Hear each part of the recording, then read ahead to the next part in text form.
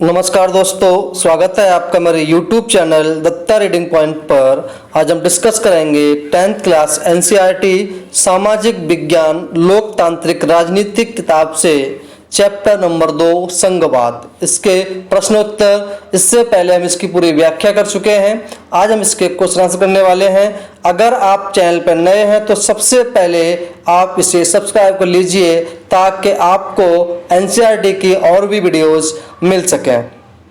चलिए शुरू करते हैं। पहला क्वेश्चन आपका है, सत्ता का विकेंद्रीकरण किसे कहते हैं? 1 नंबर क्वेश्चन है ये, कभी कभी 1 नंबर पूछ लेता है।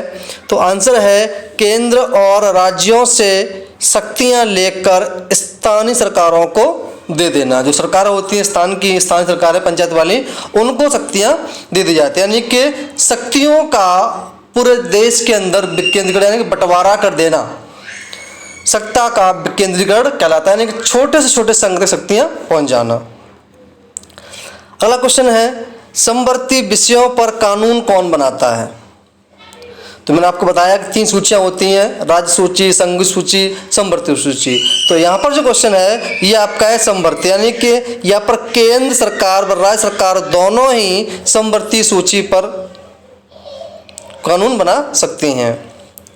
अगला क्वेश्चन है, नगर निगम के प्रमुख को क्या कहते हैं? या मेयर या महापौर के नाम से इसको जाना जाता है, जैसा कि आपके सिटी में आप जानते हो। एकात्मक शासन व्यवस्था किसे कहते हैं? ऐसी व्यवस्था जिसमें शासन का एक ही स्तर होता है उसको हम एकात्मक शासन कैसे कहते हैं, या कह सकते हैं कि शक्ति केवल केंद्र में होती है। अगला क्वेश्चन है, स्थानीय शासन वाली कौन सी संस्थाएं शहरों में काम करती हैं? तो 2 संस्थाएं हैं, नगर पालिका और नगर निगम इस पर कार्य करती हैं। अगला क्वेश्चन है, बेल्जियम में किस प्रकार की सरकार है? तो बेल्जियम में संघीय सरकार है। कभी कभी 1 नंबर में क्वेश्चन पूछ लेता है कि बेल्जियम में किस प्रकार की सरकार है, तो सरकार जो है वो आपकी संघीय सरकार। अगला है, एकात्मक और संघात्मक सरकार में क्या अंतर है? कई बार क्वेश्चन ये 5 नंबर पूछा गया है। चलिए हम देखते हैं। सबसे पहले बात करेंगे हम यहाँ पर एकात्मक व्यवस्था की। एकात्मक व्यवस्था पहला है कि इसमें केंद्र सरकार शक्तिशाली होती है, यानी कि जो सेंट्रल गवर्नमेंट होती है सारी शक्तियाँ उसी के पास में होती हैं। इसके अंतर्गत संविधान संशोधन केंद्र सरकार कर सकती है, राज्य सरकार नहीं। शक्तियां एक जगह पर केंद्रित होती हैं।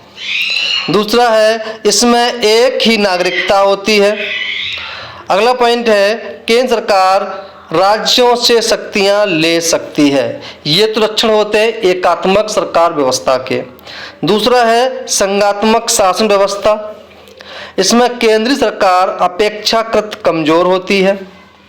इसमें केंद्र सरकार अकेले संविधान संशोधन नहीं कर सकती, राज्यों की भी परमिशन चाहिए होती है। शक्तियां कई स्तरों पर विभाजित होती हैं, किसमें? संघीय शासन प्रणाली में। कई संघीय व्यवस्था वाले देशों में दोहरी नागरिकता होती है।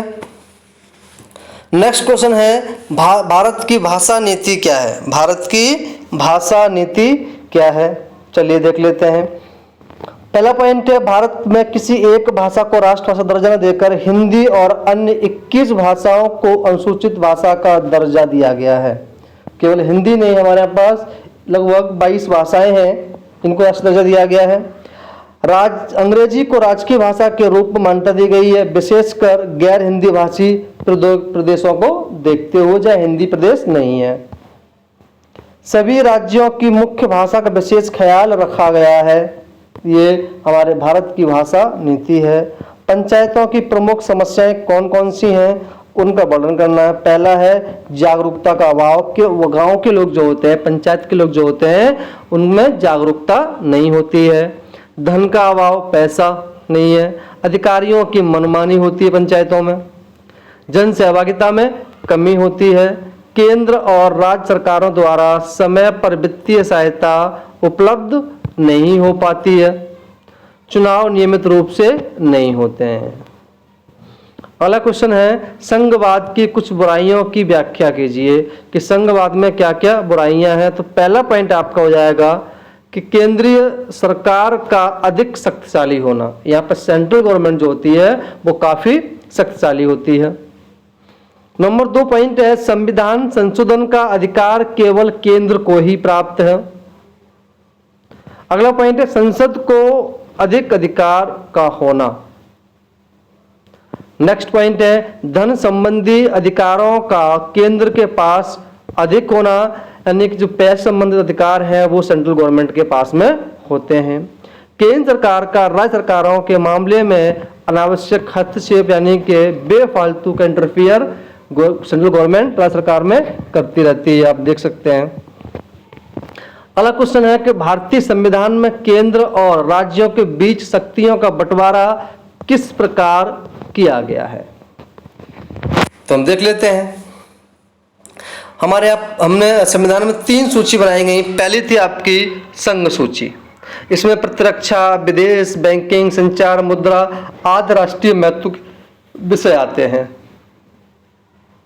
इस पर सेंट्रल गवर्नमेंट यानी केंद्र सरकार को कानून बनाने का पूरा अधिकार होता है। दूसरा है राज्य सूची, इसमें पुलिस, व्यापार, वाणिज्य, कृषि, सिंचाई, प्रांतीय महत्व के विषय, और इस विषय पर राज्य सरकार को कानून बनाने का अधिकार प्राप्त होता है।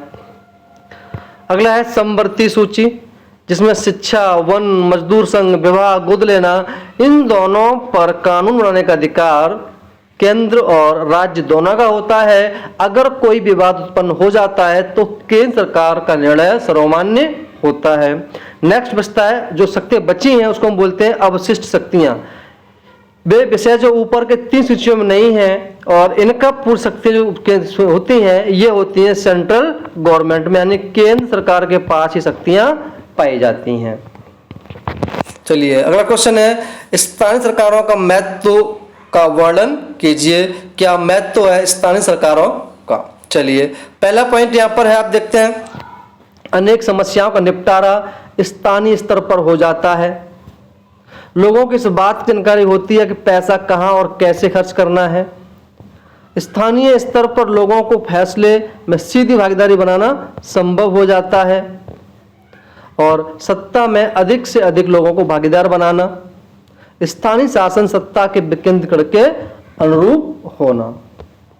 नेक्स्ट क्वेश्चन है संघवाद या संघीय शासन व्यवस्था क्या है, इसकी विशेषताएं लिखिए।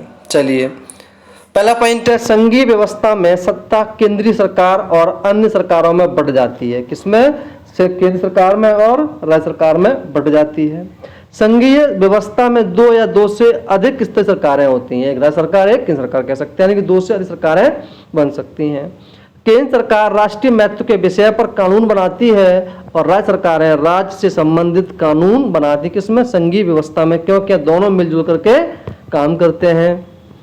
दोनों स्तर की सरकारें अपने अपने स्तर पर स्वतंत्र होकर अपना अपना काम करती हैं। कौन कौन सी? राज्य सरकारें और केंद्र सरकार।